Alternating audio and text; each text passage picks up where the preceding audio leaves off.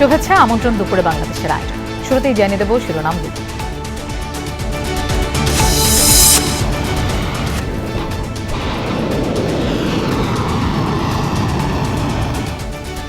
যুক্তরাষ্ট্র ইসরায়েলের টার্গেট ইরানের জ্বালানি স্থাপনা, হামলা চালানো হয়েছে পানি শোধনাগারেও।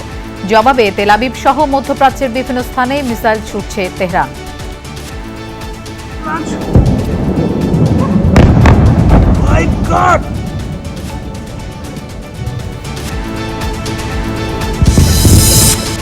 পাম্পগুলোতে তেলের জন্য আজও দীর্ঘ অপেক্ষা, বিক্রি হচ্ছে রেশনিং পদ্ধতিতে। বিপাকে যান চালকরা। সকালে আসছি, পরে তো সিরিয়ালে পাওয়া যায় না, তেল শর্ট পরে তেল পাওয়া যায় না, কোথাও তেল পাচ্ছি না, সব জায়গায় বলে বন্ধ। আর ডিপুর যে গাড়ি আছে তেলের, ওরা বলতেছে ডিপুতেই তেল নেই, আপনাকে তেল করতে দেবে। এখন যে পরিমাণ চাহিদা ওই পরিমাণ আমাদের তেলটা মজুদ নাই, সেক্ষেত্রে এখন আমরা পাবলিককে সার্ভিস দিব কিভাবে? জ্বালানি নিয়ে চট্টগ্রাম বন্দরের বহির্নোঙরে 8টি জাহাজ। ঝিনাইদহে ফিলিং স্টেশনে কর্মচারীদের মারধরে যুবক নিহতের ঘটনায় মামলা। রাতে আগুনে পুড়েছে পাম্প মালিকের বাস সহ 3টি পরিবহন। রাজধানীর মানসিক স্বাস্থ্য হাসপাতালে মন্ত্রী প্রতিমন্ত্রীর ঝটিকা সফর, অপরিচ্ছন্ন পরিবেশ নিয়ে ক্ষোভ। নিটনেস বাহির থেকে বেশ কম। সবচেয়ে যেটা প্রবলেম পেয়েছি সেটা হলো সার পোকা এবং তেলা পোকা। সোহরাওয়ার্দী হৃদরোগ ও পঙ্গু হাসপাতালে র্যাবের অভিযান। প্রতিকূলতা কাটিয়ে এগিয়ে যাচ্ছে বাংলাদেশের নারী। সহিংসতা রুখে দেওয়ার পাশাপাশি প্রয়োজন প্রথাগত দৃষ্টিভঙ্গির পরিবর্তন। আমি জীবনে কিছু একটা করতে চাই, সবকিছু তো বিয়ে দিয়ে বন্ধ করা যায় না। সব নারী যেন কোনো কথা না শুনে পিছিয়ে না পড়ে, সবাই যেন কথাকে এড়িয়ে সামনে এগিয়ে যায়। টি-20 বিশ্বকাপের ফাইনাল মহারণ আজ। কালো মাটির ফাঁদে নয়, অতীত থেকে শিক্ষা নিয়ে কিউই বধে ভারতের রণকৌশল পরিবর্তন।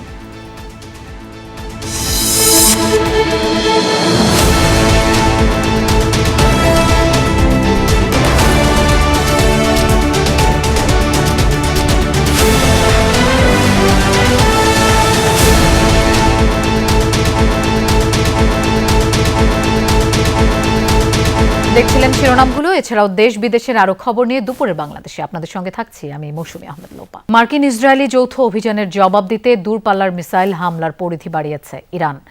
ইসরায়েলের বিভিন্ন শহর লক্ষ্য করে ছুটছে মুহুর্মুহু মিসাইল। দুঃখ প্রকাশের পরও আরব দেশগুলোয় হামলা বন্ধ করেনি তেহরান। কুয়েতে বিমানবন্দর সহ একাধিক স্থাপনায় আঘাত হেনেছে ইরানি ড্রোন। পাওয়া গেছে দুজনের প্রাণহানির খবর। সৌদি আরব, বাহরাইন, কাতার, কুয়েত ও সংযুক্ত আরব আমিরাতেও হামলা চালিয়েছে আইআরজিসি। মার্কিন দূতাবাস সহ ইরাকের বেশ কয়েকটি স্থানেও হয়েছে হামলা। ছোড়া হচ্ছে একের পর এক ফাত্তাহ ও ইমাদ মিসাইল। ইসরায়েলি ভূখণ্ড ও মার্কিন স্থাপনা লক্ষ্য করে হামলার এই নতুন ভিডিও প্রকাশ করেছে ইরানের রাষ্ট্রীয় টেলিভিশন। যুদ্ধের দ্বিতীয় সপ্তাহেও শত্রুদের শক্ত জবাব দিয়ে যাচ্ছে তেহরান। যুদ্ধের কৌশল হিসেবে এখন দূরপাল্লার অত্যাধুনিক মিসাইল হামলার পরিধি বাড়াচ্ছে দেশটি। শনিবার রাতভর মিসাইল দেখা গেছে ইসরায়েলের আকাশে। জেরুজালেম ও তেল আবিবে ক্ষেপণাস্ত্র হামলা চালিয়েছে তেহরান। হাইফা বন্দরের তেল শোধনাগারকে বানিয়েছে লক্ষ্য। রোববার অব্যাহত ইরানের পাল্টা জবাব। ড্রোন হামলার জেরে আগুন ছড়িয়ে পড়ে কুয়েতের পাবলিক ইনস্টিটিউট ফর সোশ্যাল সিকিউরিটির মূল ভবনে। বিমানবন্দরে জ্বালানি ট্যাঙ্ক লক্ষ্য করেও ড্রোন ছুড়েছে ইরান। কুয়েতের দাবি, দায়িত্ব পালনকালে তেহরানের হামলায় প্রাণ গেছে তাদের 2 সীমান্তরক্ষীর। দেশটির আরিফ জানের মার্কিন ঘাঁটিতে সফল হামলার দাবি করেছে আইআরজিসি। প্রেসিডেন্ট মাসুদ পেজেশকিয়ান প্রতিবেশীদের কাছে দুঃখ প্রকাশের পরও উপসাগরীয় দেশগুলোতে হামলা অব্যাহত রেখেছে ইরান। কাতারের দাবি, ইরানের ছোড়া 12টি ব্যালিস্টিক ও ক্রুজ মিসাইল প্রবেশ করেছে তাদের ভূখণ্ডে। 15টি ড্রোন ঠেকানোর দাবি করেছে সৌদি আরব। বাহরাইনে মার্কিন অস্ত্রের গুদামে হামলার দাবি করেছে ইরান। ড্রোন মিসাইল ঠেকানোর দাবি সংযুক্ত আরব আমিরাতেরও। বেশ কয়েকটি হামলা হয়েছে ইরাকে। ড্রোন হামলার শিকার দেশটির মার্কিন দূতাবাস। ইরবিল আন্তর্জাতিক বিমানবন্দরকেও বানানো হয়েছে লক্ষ্য। দেশটির সুলাইমানিয়ায় একটি কুর্দি ঘাঁটি এবং কুর্দি অধ্যুষিত উত্তরাঞ্চলে নিরাপত্তা বাহিনী পেশমার্গের ঘাঁটিতে হয়েছে হামলা।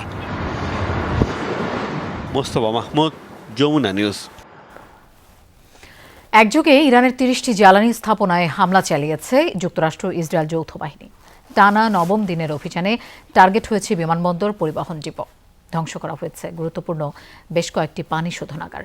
এমন পরিস্থিতিতে মার্কিন প্রেসিডেন্ট ডোনাল্ড ট্রাম্পের হুঁশিয়ারি, ইরানের সেনাবাহিনী আর শীর্ষ নেতাদের সম্পূর্ণ নির্মূল না করা অবধি হামলা বন্ধ করবে না যৌথ বাহিনী। দাও দাও করে জ্বলছে তেহরানের আগদা সিয়ে জ্বালানি ডিপো। ইসরায়েলি বোমা হামলায় ব্যাপক ক্ষতিগ্রস্ত হয়েছে স্থাপনাটি। টানা 9 দিন ধরে এভাবেই জ্বলছে ইরানের রাজধানী। মধ্যপ্রাচ্যে মোতায়েনকৃত বিভিন্ন মার্কিন ঘাঁটি আর বিমানবাহী রণতরী থেকে যৌথ বাহিনীর হামলা অব্যাহত ইরান জুড়ে। এরই মধ্যে দেশটির অর্থনীতির মেরুদণ্ড জ্বালানি শিল্পকে ধ্বংসে উঠে পড়ে লেগেছে তারা। দেশটির কমপক্ষে 30টি জ্বালানি স্থাপনায় হামলা চালিয়েছে যৌথ বাহিনী। এসব স্থাপনা থেকে নির্গত বিষাক্ত ধোঁয়া ছড়িয়ে পড়েছে আশপাশের বিশাল এলাকায়। হামলায় ক্ষতিগ্রস্ত কুদস ফোর্সের অন্তত 17টি যুদ্ধবিমান। একই সাথে ইরানের বিভিন্ন সামরিক আর বিমান ঘাঁটি লক্ষ্য করেও হামলা হয়েছে। ইস্পাহান বিমানবন্দরে কয়েকটি F-14 যুদ্ধবিমান ধ্বংসের দাবি করেছে ইসরায়েলি বিমান বাহিনী। এছাড়া গুরুত্বপূর্ণ ট্রান্সপোর্টেশন হাব, পানি শোধনাগার আর বিমানবন্দরকেও টার্গেট করেছে।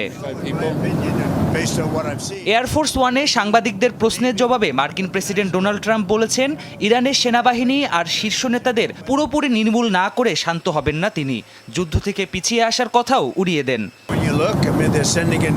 তাদের হামলা দিন দিন কমে আসছে, ড্রোন পাঠানোর সংখ্যাও কমেছে। মূল কথা, তাদের ধ্বংস করা হচ্ছে।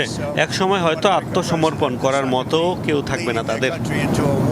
মানবাধিকার সংস্থা রেড ক্রিসেন্টের দাবি, এরই মাঝে ইরানের 6,500-এরও বেশি বেসামরিক স্থাপনায় হামলা চালিয়েছে মার্কিন ইসরায়েল যৌথ বাহিনী।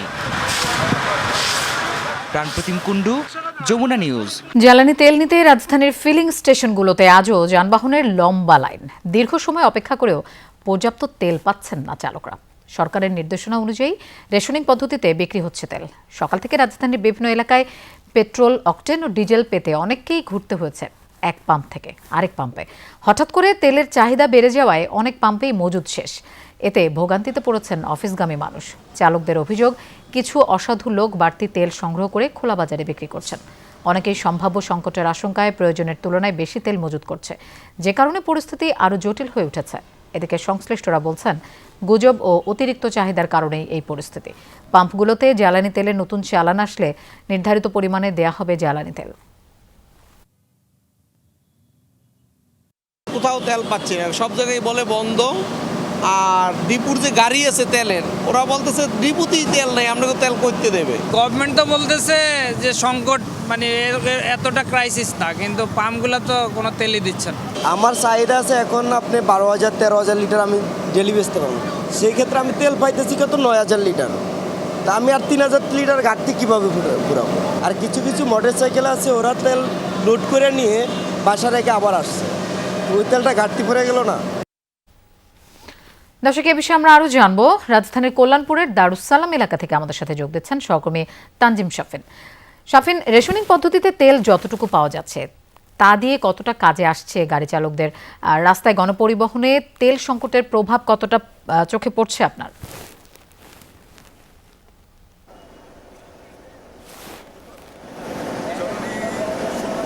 রেশনিংয়ের সবচেয়ে বড় প্রভাব সেটি হচ্ছে চালকদের উপরে একটা বড় ধরনের চাপ আমরা লক্ষ্য করছি। রাস্তায় যানবাহনের চাপ অনেকটাই কমে এসেছে, কারণ সেই দীর্ঘ সারিগুলো যানবাহনের অপেক্ষমান রয়েছে বিভিন্ন ফিলিং স্টেশনের সামনে।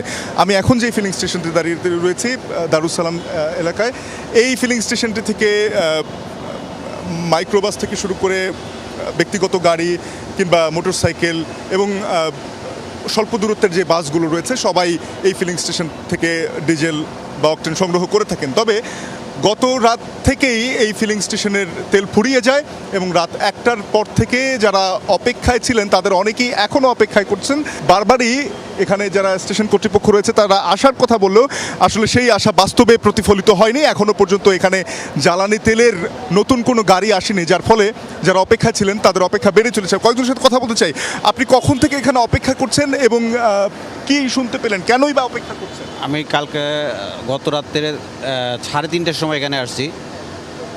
দুঃখের বিষয়, আমি হয়তো ভাবছিলাম যে প্রথমে আসছি তেলটা নিয়ে চলে যাব, সে 3:30 থেকে আমাকে ওয়েটিংয়ে রাখা হয়েছে। আমাকে বলা হয়নি যে চলে যান বা কত সময় লাগবে, এই কিছু সময়ের মধ্যে আসবে। 3:30 থেকে ভোরের মধ্যে হয়তো তেল দেওয়া হবে, এই অপেক্ষায় ছিলাম। ভোরবেলা শুনলাম যে 10-11টার মতো বাজতে পারে। 11টার সময় মেসেজ পেলাম যে 2টা বাজবে। এখন বাজে 1:15। এখন আবার শুনতেছি যে 4টা-5টার মধ্যে গাড়ি আসবে। আর অ্যাকচুয়ালি ডিপোটা এই ওয়েলটা আসে নারায়ণগঞ্জ ডিপো থেকে। নারায়ণগঞ্জ ডিপো থেকে আসতে গেলে আপনার ব্যক্তিগতভাবে আসলে এতে কতটুকু ক্ষতি হলো এই সময় যে অপেক্ষা করতে হলো? এটা একটা মারাত্মক মানে ইমব্যালেন্স হ্যাম্পারিং হয়েছে আমাদের পাবলিক লাইফে। হ্যাঁ, যেটা শুনছিলেন লোপা, যে এখানে চালকরা অনেকেই অপেক্ষা করছেন। তারা বলছেন যে একটা দীর্ঘ সময় অপেক্ষার কারণে তাদের অনেক ব্যক্তিগত ক্ষতির মুখোমুখি হতে হচ্ছে এবং আমরা রাস্তাঘাট কার্যত দেখতে পাচ্ছি যে পুরোপুরি বন্ধ। এই যে এখানকার যে মিটারগুলো রয়েছে এখানে কিন্তু দেখতে পাচ্ছেন যে মিটার রয়েছে সেখানে ঠিকই সচল রাখা হয়েছে, পাম্প ওপেন দেখানো হচ্ছে এবং যেই রেশনিং পদ্ধতিতে নির্ধারিত তেলের লিটার সেটি উল্লেখ করা হয়েছে।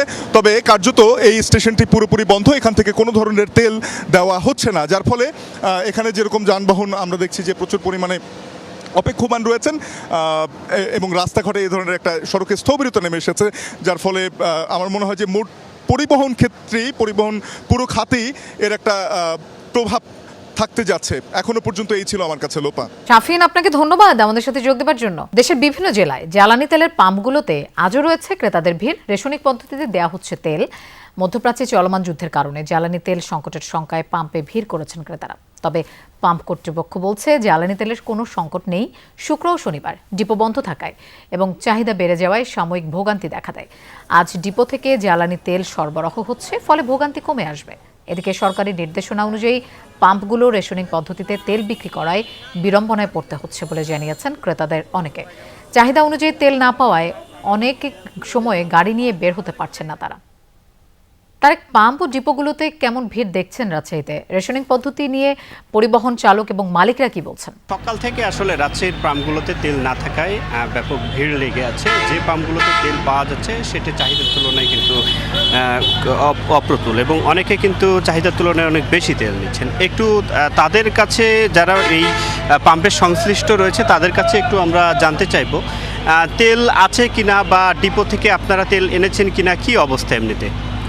আমাদের কাছে পেট্রোল নাই, অকটেন আছে, ডিজেল আছে এবং বাঘাবাড়ি সিরাজগঞ্জ ডিপোতে আবার গেছে আমাদের লরি, আবার তেল আসতেছে। অকটেন, পেট্রোল, ডিজেল তিনটায় আবার আসতেছে। সরকার যে তেল দেওয়ার পদ্ধতি চালু করেছে নতুনভাবে, সেটি আপনাদের জন্য কতটুকু সুবিধা হচ্ছে? আসলে জনগণের চাহিদা পূরণ করা তো সম্ভব না ভাই। সরকার যেটা নীতিমালা নির্ধারণ করেছে আমরা সেটাই চেষ্টা করতেছি দেওয়ার। কেউ মানতেছে, কেউ মানতেছে না, এভাবেই আমাদেরকে চলতেছে। ধন্যবাদ আপনাকে। লোপা শুনছিলেন এবং আমি রাজশাহীর রয়েছি গুলগফুর পেট্রোলিয়ামে পাম্পে। এটি একদম রাজশাহীর প্রাণকেন্দ্রে এই পাম্পটি। সকাল থেকে আমি যেমনটি দেখছি দীর্ঘ লাইন ছিল, মানুষের গ্যাদারিং ছিল এবং অনেকে কিন্তু দীর্ঘক্ষণ থেকে তেল নেওয়ার জন্য অপেক্ষায় ছিলেন এবং এই কিছু কিছু পাম্পে, যে পাম্পে আসলে তেল দিচ্ছে অতিরিক্ত চাহিদার জন্য, যেমনটি হয়েছে পাম্পের যে তেলের যে কার্যক্রম সেটি করতে অনেকটা ব্যাঘাত ঘটছে। অনেক সময় মেশিন নষ্ট হয়ে যাচ্ছে, আধা ঘন্টা, 1 ঘন্টা, 2 ঘন্টা কিন্তু বন্ধ থাকছে। তারপরে যারা ক্রেতা রয়েছেন তারা তেল নিচ্ছেন এবং সকাল থেকে আমি রাজশাহীর এই কয়েকটি পাম্প ঘুরে দেখেছি, যেমনটি দেখছি যে দীর্ঘ লাইন কিন্তু রয়েছে এবং এই পাম্পের যারা সংশ্লিষ্ট যারা রয়েছে তারা বলছেন যে এই ডিপোতে কিন্তু যে তাদের যে গাড়ি, তেলের যে গাড়ি সেটি চলে গিয়েছে এবং বিকেল এবং সন্ধ্যার সময় কিন্তু গাড়িগুলো আসলে স্বাভাবিকভাবে যে তেল দেওয়ার যে কার্যক্রম সেটি কিন্তু হবে আরও সুন্দরভাবে। লোপা। তারেক, আপনাকে ধন্যবাদ আমাদের সাথে যোগ দেওয়ার জন্য। চট্টগ্রাম সমুদ্র বন্দরের বহির্নোঙরে জ্বালানিবাহী 8টি জাহাজ প্রবেশ করেছে। এসব জাহাজের মধ্যে 5টিতে তরলীকৃত প্রাকৃতিক গ্যাস এলএনজি এবং 2টিতে তরলীকৃত পেট্রোলিয়াম গ্যাস এলপিজি এবং 1টিতে মনোইথিলিন গ্লাইকল এমইজি আছে। মধ্যপ্রাচ্যে যুদ্ধ ছড়িয়ে পড়ায় বাংলাদেশে জ্বালানি আমদানি নিয়ে অনিশ্চয়তা তৈরি হয়েছে। ঠিক এমন সময় বন্দরে পৌঁছালো এসব জাহাজ। হরমুজ প্রণালী বন্ধের আগে এসব জাহাজ চট্টগ্রামের উদ্দেশ্যে যাত্রা শুরু করে। 28 ফেব্রুয়ারি ইরানের ওপর যুক্তরাষ্ট্র ও ইসরায়েলের যৌথ অভিযান এবং তেহরানের পাল্টা প্রতিক্রিয়ার কারণে হরমুজ প্রণালী ঘিরে উত্তপ্ত হয়ে ওঠে পরিস্থিতি। এর ফলে বিশ্বজুড়ে তেল ও এলএনজি সরবরাহের 20% ঝুঁকির মুখে পড়েছে।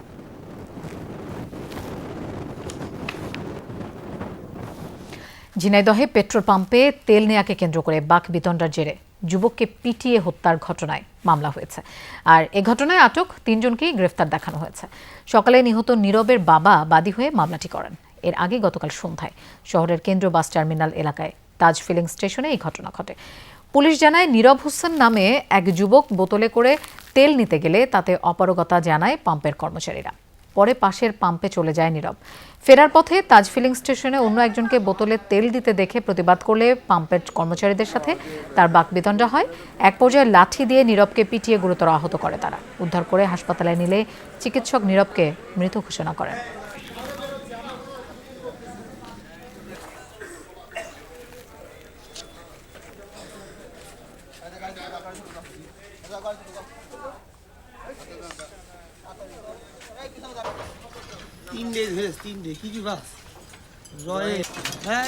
এদিকে গতরাত 3টার দিকে তাজ ফিলিং স্টেশনের মালিকের একটি বাস সহ 3টি বাস আগুনে পুড়েছে। শহরের কেন্দ্রীয় বাস টার্মিনালে এই ঘটনা ঘটে। ফায়ার সার্ভিস জানায় পাশাপাশি পার্ক করা ছিল জে লাইন, রয়্যাল পরিবহন ও গোল্ডেন লাইন নামের 3টি বাস। হঠাৎ সেখানে আগুন জ্বলে ওঠে। খবর পেয়ে ফায়ার সার্ভিসের 2টি ইউনিট ঘটনাস্থলে পৌঁছে আগুন নেভায়। তদন্ত সাপেক্ষে আগুন লাগার কারণ জানা যাবে বলে জানিয়েছে পুলিশ। তাজ ফিলিং স্টেশনে তেল নেয়াকে কেন্দ্র করে মারধরে একজন নিহতের ঘটনার সাথে অগ্নিকাণ্ডের সম্পর্ক রয়েছে কিনা তা খতিয়ে দেখার দাবি জানিয়েছে বাস মালিক সমিতি।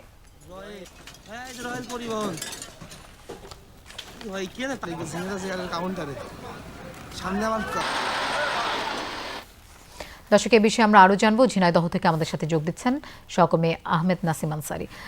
আনসারি, নীরব হত্যার ঘটনায় যে মামলা হয়েছে সেই সম্পর্কে একটু বিস্তারিত জানতে চাই। সেই সাথে 3টি বাসে আগুনের যে ঘটনা ঘটেছে সেইটি নিয়ে কোনো নতুন তথ্য আছে কিনা আপনার কাছে? লোপা, আসলে গতকাল রাতে যে ঘটনা দুটি পরপর ঘটেছে, একটি রাত 8:30টার দিকে এবং একটি হচ্ছে রাত 3:30টার দিকে। 8:30টার দিকে যে ঘটনাটি ঘটেছে সেখানে নীরব হোসেনকে পিটিয়ে হত্যার অভিযোগ করা হয়েছে তার পরিবারের পক্ষ থেকে এবং তেল নেওয়াকে কেন্দ্র করে। সেই ঘটনা কিন্তু ঝিনাইদহ সদর থানায় একটি মামলা হয়েছে। সেই মামলায় 3 জনকে আসামি করা হয়েছে। মামলার বাদী নীরব হোসেনের পিতা। তবে রাত 3:30টার সময় যে বাসে যে 3টি বাসে যে আগুন দেওয়ার ঘটনা ঘটেছে, যে দুর্বৃত্তরা আগুন দিয়েছে বলে অভিযোগ করা হয়েছে প্রশাসনের পক্ষ থেকে, সেই ঘটনাকে কেন্দ্র করে এখনো পর্যন্ত ঝিনাইদহ সদর থানায় এখনো পর্যন্ত কোনো মামলা দায়ের হয়নি। তবে এই ঘটনায় সুষ্ঠু তদন্তের বিচার করেছে বাস মালিক শ্রমিক ইউনিয়নের বিভিন্ন নেতাকর্মীরা। তারা কিন্তু আজকে সকালেও বিক্ষোভ করেছেন এবং আপনি জানেন যে নীরব হোসেন যাকে পিটিয়ে হত্যা করা হয় সে কিন্তু গতকালকে প্রথমে তেল নিতে গিয়েছিল, তাকে তেল দেওয়া হয়নি। পরবর্তীতে উনি যখন আবার ওই রাস্তাতে যখন ফিরে যান তখন উনি দেখতে পান যে ওইখানে কয়েকজনকে তেল দেওয়া হচ্ছে। তখন তিনি তার প্রতিবাদ করতে আসেন। এরপরে বাকবিতণ্ডার এক পর্যায়ে তাকে কিন্তু বিভিন্ন ধরনের লাঠি সোঁটা দিয়ে আঘাত করা হয়। তিনি কিন্তু এখানে জ্ঞান হারিয়ে ফেলেন এবং সর্বশেষ ওনাকে সদর হাসপাতালে নিয়ে যাওয়ার সময় উনি মারা যান বলেই জানিয়েছেন সদর হাসপাতালের কর্তব্যরত চিকিৎসক।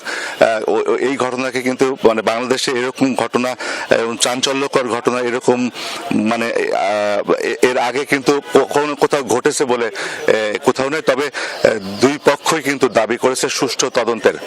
লোপা, আনসারি, আপনাকে ধন্যবাদ আমাদের সাথে যোগ দেওয়ার জন্য। জাতীয় মানসিক হাসপাতাল পরিদর্শন করলেন স্বাস্থ্যমন্ত্রী সরদার মোহাম্মদ সাখাওয়াত হোসেন। সকালে রাজধানী শেরেবাংলা নগরে জাতীয় মানসিক স্বাস্থ্য হাসপাতাল আকস্মিক পরিদর্শন করেন তিনি। এ সময় হাসপাতালের নানা অনিয়ম তার নজরে আসে।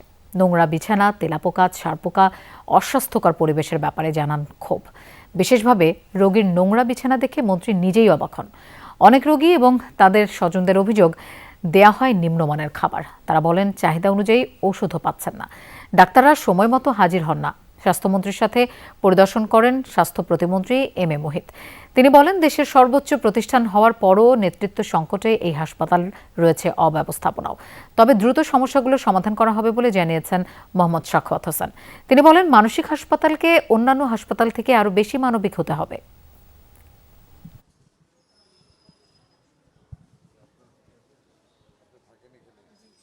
খাবারের মান, কলার সাইজ খুবই ছোট, এটা হওয়া উচিত না।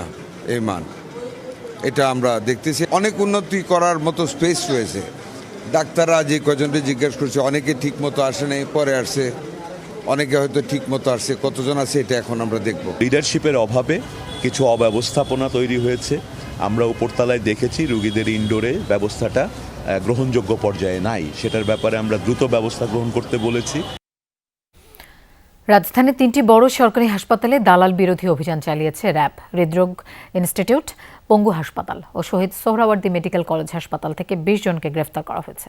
পরে ভ্রাম্যমাণ আদালতের মাধ্যমে তাদের বিভিন্ন মেয়াদে সাজা দেওয়া হয়। রোগীদের হয়রানি এবং হাসপাতাল কেন্দ্রিক দালাল চক্রের দৌরাত্ম্য কমাতে সকাল থেকে অভিযান চালায় র্যাব 2। জানায় স্বাস্থ্য মন্ত্রণালয়ের গৃহীত দালাল বিরোধী 7 দফা কর্মসূচির অংশ হিসেবেই এই অভিযান। আটক দালালরা দীর্ঘদিন রোগীদের বিভিন্ন প্রলোভন দেখিয়ে সরকারি হাসপাতাল থেকে সরিয়ে নিচ্ছিল। বাইরে প্রাইভেট হাসপাতালে চিকিৎসার নামেও তারা করছিল প্রতারণা। এদিকে শহীদ সোহরাওয়ার্দী হাসপাতালের পরিচালক জানান, হাসপাতাল এলাকায় দালালদের দৌরাত্ম্য বন্ধে প্রশাসন কঠোর অবস্থানে রয়েছে। সেবার মান বাড়াতে হাসপাতালের ভেতর হুইলচেয়ার সরবরাহ নিশ্চিত করা এবং স্টাফদের নির্ধারিত পোশাক পরিধান বাধ্যতামূলক করা হয়েছে। জানান, হাসপাতালকে দালাল মুক্ত রাখতে প্রশাসনিক অভিযান অব্যাহত থাকবে।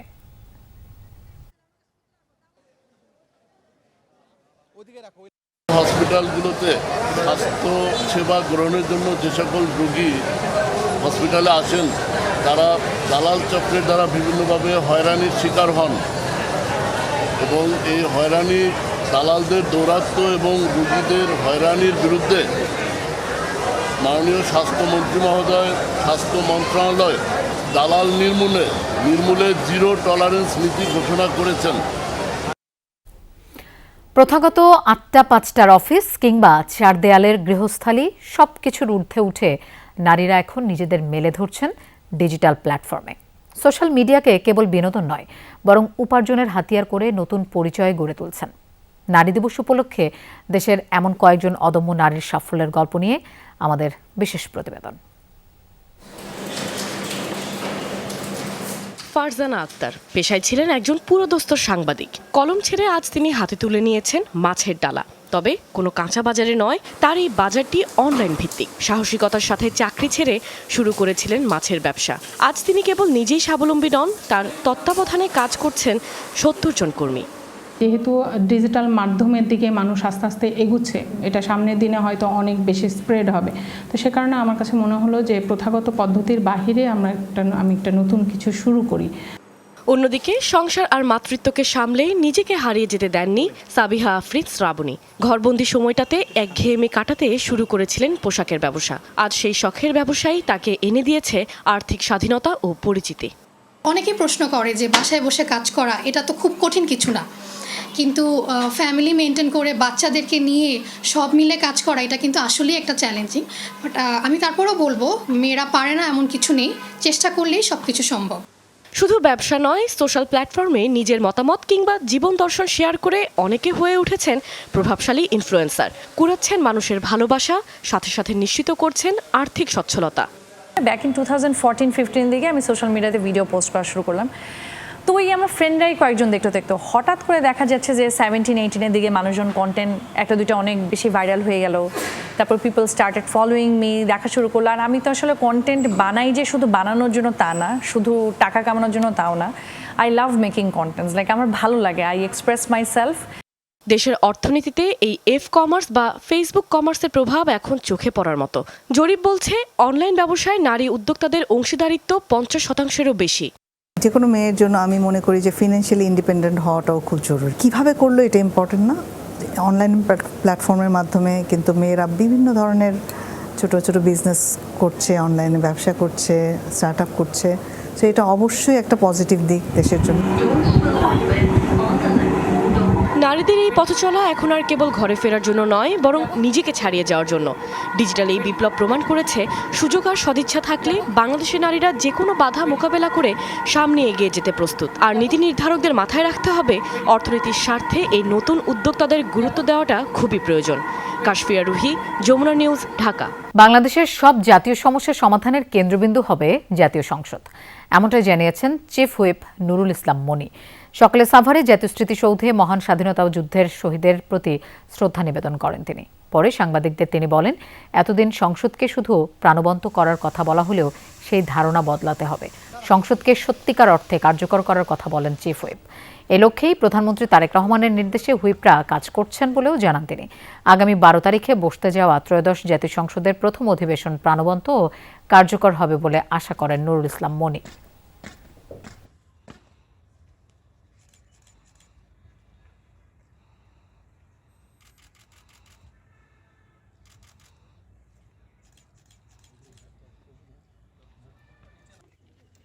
সকল কাজেরও কেন্দ্রবিন্দু হবে পার্লামেন্ট, শুধু পার্লামেন্টকে কার্যকর করা ইম্পর্টেন্ট, প্রাণবন্ততা তার সাথে থাকবেই।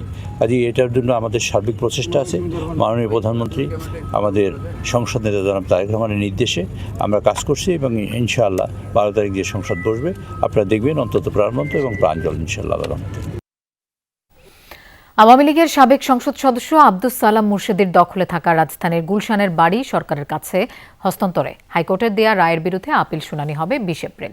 রাষ্ট্রপক্ষের আবেদনে চেম্বার বিচারপতি রেজাউল হক শুনানির এই দিন ঠিক করেন। এর আগে 2024 সালের 19 মার্চ বাড়িটি পরিত্যক্ত উল্লেখ করে রায় দেন হাইকোর্ট। রায় পাওয়ার 3 মাসের মধ্যে এই সম্পত্তি গৃহায়ন ও গণপূর্ত মন্ত্রণালয়ের কাছে হস্তান্তর করতে বলা হয়েছিল। তবে হাইকোর্টের রায়ের পর একই বছরের 24 মার্চ বাড়ির বিষয়ে স্থিতাবস্থা দিয়েছিলেন আপিল বিভাগের চেম্বার জজ আদালত। রাষ্ট্রপক্ষ জানান, মামলাটির রায়ে উদ্ধার হওয়া বাড়িটি কোনো ব্যক্তিকে লিজ না দিয়ে জনস্বার্থে ব্যবহার করতে বলা হয়। এছাড়া বাড়ি হস্তান্তরে জালিয়াতি প্রশ্নে দুদককে আইন অনুসারে অনুসন্ধানের পর জড়িতদের বিরুদ্ধে ব্যবস্থা নিতে বলা হয়। নির্বাচন পরবর্তী সময়ে নারীদের প্রতি চলমান রাজনৈতিক সহিংসতা বন্ধে সরকারের প্রতি আহ্বান জানিয়েছেন জাতীয় নাগরিক পার্টির আহ্বায়ক নাহিদ ইসলাম। সকালে ঢাকা রিপোর্টার্স ইউনিটিতে জাতীয় নারী শক্তির আত্মপ্রকাশ অনুষ্ঠানে তিনি বলেন, বিচারহীনতার সংস্কৃতির কারণে নারীর প্রতি সহিংসতা ও সাইবার বুলিংয়ের মতো ঘটনা দিন দিন বাড়ছে। এসব ঘটনা বন্ধে সরকারকে কার্যকর উদ্যোগ নেয়ার দাবি জানান নাহিদ ইসলাম। অনুষ্ঠানে মনিরা শারমিনকে আহ্বায়ক ও ডাক্তার মাহমুদা আলম মিতুকে সদস্য সচিব করে জাতীয় নারী শক্তির 3 সদস্যের কমিটি ঘোষণা করা হয়। কমিটির মুখ্য সংগঠক নুসরাত তাবাসসুম। এনসিপির সহযোগী সংগঠন হলেও নারী শক্তি স্বাধীনভাবে কাজ করবে বলে জানান নাহিদ ইসলাম। নাহিদ ইসলাম বলেন, জুলাই অভ্যুত্থানের সম্মুখভাগে যেসব নারীরা ছিল প্রতিপক্ষ শক্তির বুলিংয়ের কারণে তাদের অনেককেই হারিয়ে গেছে। নারী শক্তি তাদের আবারও রাজনীতিতে ফিরিয়ে আনবে বলে আশা নাহিদ ইসলামের।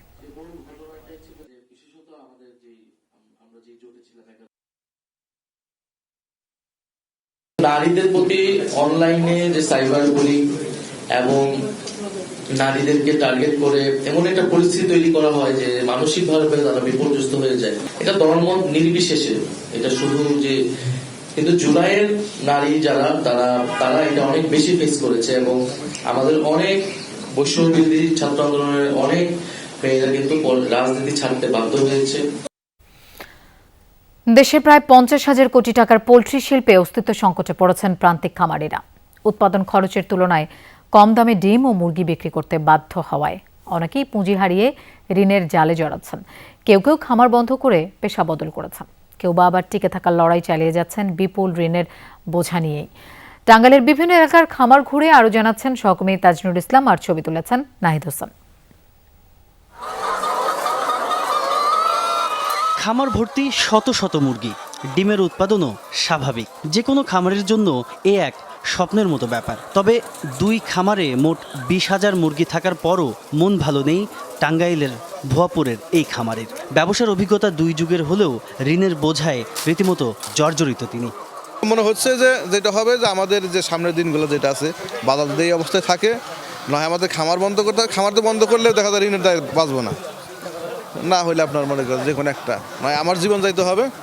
এই খামারটির কথাই বলা যাক। খুব বেশি দিন হয়নি বন্ধ হয়েছে ব্যবসা। এই গল্পটাই এখন বাস্তব বহু প্রান্তিক খামারির বেলায়। এই জেলাতেই এমন উদ্যোক্তা আছেন যিনি দেউলিয়া আর ঋণগ্রস্ত হয়ে রীতিমতো পালিয়ে বেড়াচ্ছেন। খুব বেশি দিন আগের কথা নয়, এই খামারেই 1000 খানেক মুরগি লালন পালন করতেন মোহাম্মদ সোহেল। ঢাকা থেকে 150 কিলোমিটার দূরের এই খামারে প্রতিদিন উৎপাদিত হতো কয়েকশো ডিম। কিন্তু ঋণ আর লোকসানের চাপে রীতিমতো ব্যবসা ছাড়তে বাধ্য হয়েছেন তিনি। প্রতি মাসে 2 লাখ 1 লাখ টাকার লস আছে। এবার করতে করতে নিঃস্ব হয়ে গেলাম। তখন কী করবো, মানুষের টাকা পয়সা পায়, ওই খালি বাড়িতে আসে টাকা নিয়ে, তখন আর কী করবো।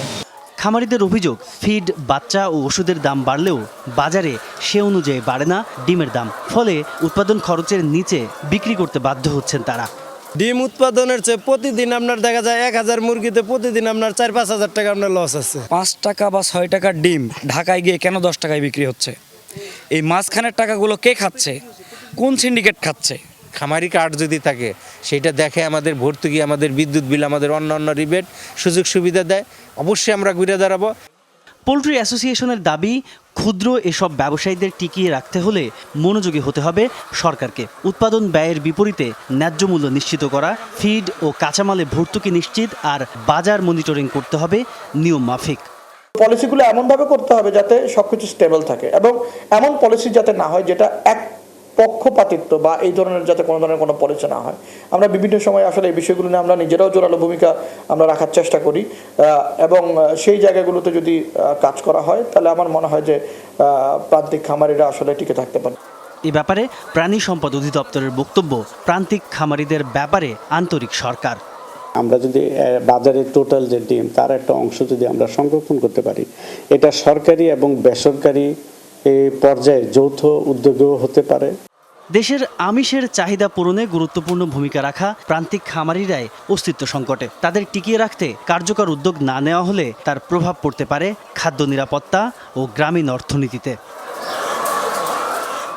তাজনুর ইসলাম, যমুনা নিউজ, টাঙ্গাইল। উৎসব উদযাপনে সবাই চান নিজেকে ভিন্নভাবে উপস্থাপন করতে, এজন্য নতুন পোশাকের চাহিদা থাকে সবচেয়ে বেশি। চাহিদার কথা মাথায় রেখে ঈদ পার্বণে ব্যবসায়ীরাও নেন বাড়তি প্রস্তুতি। এবার দেশীয় ফ্যাশন হাউসগুলোতে আনা হয়েছে ঐতিহ্য আর আধুনিকতার মিশেল। গরমের কথা মাথায় রেখে কাপড় ও নকশাতেও ভিন্নতা আনা হয়েছে, তাই কেনাকাটায় ক্রেতাদের পছন্দ দেশীয় ব্র্যান্ডগুলো। ঈদ উপলক্ষে দেশীয় ফ্যাশন হাউসগুলোতে এসেছে নতুন নতুন কালেকশন। ঐতিহ্যবাহী নকশার সাথে আধুনিক ডিজাইনের মিশেলে তৈরি করা হয়েছে এসব পোশাক। রয়েছে ফুল, লতা পাতা কিংবা লোকজ মোটিফের কাজ। নারী পুরুষের রুচি ও বয়স বিবেচনা রেখে ফ্যাশন হাউসগুলো সাজিয়েছে তাদের ঈদ সম্ভার। আগের মতো শাড়ি, থ্রি পিস, কুর্তিতে ব্লক প্রিন্ট, এমব্রয়ডারি আর সূচিকর্ম প্রাধান্য পেলেও নকশায় ভিন্নতা আনা হয়েছে। পাশাপাশি ব্যবহার করা হয়েছে কাঁথা স্টিচ ও জামদানি মোটিফ। সময়ের সাথে তাল মিলিয়ে ছেলেদের পাঞ্জাবি ও ফতুয়ার নকশাতেও আনা হয়েছে আধুনিকতার ছাপ। এমব্রয়ডারি, হাতের কাজ, আপনার হচ্ছে কারচুপি, এরপর হচ্ছে আপনার স্ক্রিন প্রিন্ট, ব্লক প্রিন্ট, এই সকল কিছুই আমাদের যে 5টা থিম বললাম, উজবেক সিরামিক, আপনার তাতরেজ, পলিনেশিয়ান ট্যাটু, তারপর হচ্ছে ডিলাইটিন ডিজাইন, ব্লু মস্ক, এই সকল কিছুর আদলে আমরা হচ্ছে এই ডিজাইনগুলো ফুটায় উঠাইছি। গোল্ডেনের একটা প্রোডাক্ট এসছে, এটা লনের উপর এমব্রয়ডারি করা, তারপর টাই অ্যান্ড ডাই, সেটাও লনের উপর এমব্রয়ডারি করা। আমাদের রয়্যাল গ্লিচ একটা প্রোডাক্ট এসছে। এগুলো প্রোডাক্টগুলোই আমাদের এবার খুব একটা ভালো চলতেছে আর কি। গরমে ঈদ, তাই কাপড়ের ক্ষেত্রেও রাখা হয়েছে স্বাচ্ছন্দ্যের বিষয়টি। সুতি, লিনেন ও আরামদায়ক কাপড়ের পোশাকই বেশি দেখা যাচ্ছে। পাশাপাশি মসলিন, জর্জেট ও সিল্ক কাপড় ঈদের সাজিয়ে এনেছে আভিজাত্যের ছোঁয়া। Cotton, silk, half silk, muslin, এই সব কাপড়গুলোকে প্রাধান্য দেওয়া হয়েছে। একটা গ্রীষ্মকালীন ঈদ, তো সেক্ষেত্রে কমফোর্ট ফিল করে এমন 100% কটন জাতীয় কাপড় আছে। জাকাত নামের একটা কটন আছে, ওই কটনটা আমরা ইউজ করছি। রঙের দিকেও রয়েছে বৈচিত্র্য। পেস্টেল রঙের পাশাপাশি লাল, হলুদ, কমলার মতো উজ্জ্বল ও প্রাণবন্ত রঙই বেশি পছন্দ ক্রেতার। আর সব ধরনের বয়সের সাথে ম্যাচ করে আমরা সব ধরনের কালার নিয়ে থাকি। যেমন বয়স্ক যারা আছে তাদের জন্য একটু অফ হোয়াইট কালার এবং হোয়াইট কালার, মেয়েরা একটু কালারফুল পছন্দ করে, তাদের জন্য সব ধরনের কালার, যেমন ব্লু কালার, রেড কালার, তারপর পিঙ্ক কালার, গ্রিন কালার এবং আরও ভ্যারাইটিস কালার। সাদা তো আসলে বরাবরই, হোয়াইট কালার এটা বরাবরই সবসময়ই চলে, এবং সেই সাথে আমাদের আরও কিছু মেরুন কালারের মধ্যে করা হয়েছে। এগুলাই আসলে বেশি চাহিদা থাকে। ঈদকে সামনে রেখে ঐতিহ্য আর আধুনিকতার মিশেলে তৈরি এসব পোশাকই এখন ক্রেতাদের আগ্রহের কেন্দ্রবিন্দু। সৌরভী সায়দা, যমুনা নিউজ, ঢাকা। টি-20 বিশ্বকাপের খবর। আহমেদাবাদে ফাইনালে নিউজিল্যান্ডের মুখোমুখি হবে স্বাগতিক ভারত। ম্যাচটি শুরু হবে বাংলাদেশ সময় সন্ধ্যা 7:30টায়। প্রথম সেমিফাইনালে দক্ষিণ আফ্রিকাকে 9 উইকেটে হারিয়ে ফাইনালে ওঠে নিউজিল্যান্ড। টি-20 বিশ্বকাপ ইতিহাসের দ্রুততম সেঞ্চুরি করা ফিন অ্যালেনের ঝড়ে প্রোটিয়াদের রীতিমতো উড়িয়ে দেয় কিউইরা। আর দ্বিতীয় সেমিফাইনালে রেকর্ড 499 রান ও 34 ছক্কার ম্যাচে ইংল্যান্ডকে 7 রানে হারিয়ে ফাইনাল নিশ্চিত করে ভারত। ফাইনালেও নজর থাকবে নিউজিল্যান্ডের ফিন অ্যালেন আর ম্যাট হেনরির দিকে। ভারতের হয়ে নজর কাটতে পারেন ইনফর্ম সঞ্জু স্যামসন, জসপ্রীত বুমরা। চ্যাম্পিয়ন্স ট্রফিতেও এই দুই দলই ফাইনাল খেলেছিল। আহমেদাবাদের নরেন্দ্র মোদী স্টেডিয়াম, যেখানকার বাতাসে এখনও মিশে আছে 2023 ওয়ানডে বিশ্বকাপ ফাইনালে হেরে ভারতের হাহাকার। অস্ট্রেলিয়ার কাছে হেরে ট্রফি ছোঁয়ার স্বপ্ন ধুলোয় মিশেছিল সেই 22 গজে একই মাঠে এবার টি-20 বিশ্বকাপের ফাইনাল। তবে এবার আর কালো মাটির ফাঁদে নয়, অতীত থেকে শিক্ষা নিয়ে ভারতের রণকৌশলে আসছে আমূল পরিবর্তন। ছবিটি 19 নভেম্বর 2023-এর, যে দিনের কথা ভুলে যেতে চাইবে ভারতীয় ক্রিকেট। আহমেদাবাদের নরেন্দ্র মোদী স্টেডিয়ামে লাখো দর্শককে নীরবতায় ডুবিয়ে আতশবাজির ফুলঝুরিতে উল্লাসে মেতেছিল অস্ট্রেলিয়া। আহমেদাবাদের আকাশ ছোঁয়া সেই গ্যালারি আরও এক রোমাঞ্চের অপেক্ষায়। 1,32,000 দর্শককে সাক্ষী রেখে ক্রিকেটের সংক্ষিপ্ত সংস্করণের শ্রেষ্ঠত্ব অর্জনের অপেক্ষায় ভারত নিউজিল্যান্ড। তবে মাঠের লড়াই শুরুর আগে আলোচনার কেন্দ্রবিন্দুতে সেই 22 গজ, যে মাটি 1 বছর আগে কোটি ভারতীয়র স্বপ্ন ভেঙে চুরমার করেছিল। সেই একই মাটির চরিত্র বদলে এবার প্রতিশোধের নীল নকশা তৈরি করছে টিম ইন্ডিয়া। ভারতীয় গণমাধ্যমের বেশ কিছু রিপোর্ট বলছে এবার আর ওয়ানডে ফাইনালের মতো মন্থর পিচ নয়, ফাইনাল হবে লাল ও কালো মাটির এক বিশেষ মিশ্র উইকেটে, যেখানে প্রাধান্য পাবে লাল মাটি। মুম্বাইয়ের ওয়াংখেড়ে স্টেডিয়ামের আদলে তৈরি এই পিচে থাকবে বাড়তি বাউন্স, আর বল সরাসরি আসবে ব্যাটে। রোববারের ফাইনালে তাই 200 রানের পাহাড় দেখলেও অবাক হওয়ার কিছুই থাকবে না। ফাইনালের পিচটি একেবারেই ফ্রেশ। গত 9 ফেব্রুয়ারি এই উইকেটেই দক্ষিণ আফ্রিকা 213 রান তুলে 53 রানে জিতেছিল কানাডার বিপক্ষে। বিসিসিআই এর নিজস্ব স্টাফরা মাঠের স্থানীয় কিউরেটরদের সাথে সমন্বয় করে নিশ্চিত করছেন যেন এটি একটি প্রপার স্পোর্টিং উইকেট হয়। ভারতের লক্ষ্য পরিষ্কার, ব্যাটারদের রাজত্ব কায়েম করে নিউজিল্যান্ডকে চাপে ফেলা। তবে স্বস্তির মাঝেও কাঁটা হয়ে বিঁধছে পরিসংখ্যান। চলতি বিশ্বকাপে এই মাঠেই দক্ষিণ আফ্রিকার কাছে নাস্তানাবুদ হয়েছিল ভারত। অন্যদিকে নিউজিল্যান্ডও লাল মাটির পিচে হারের তিক্ত স্বাদ পেয়েছে। ফলে দুই দলের কাছেই আহমেদাবাদের এই নতুন উইকেটের রহস্য ভেদ করাই হবে বড় চ্যালেঞ্জ।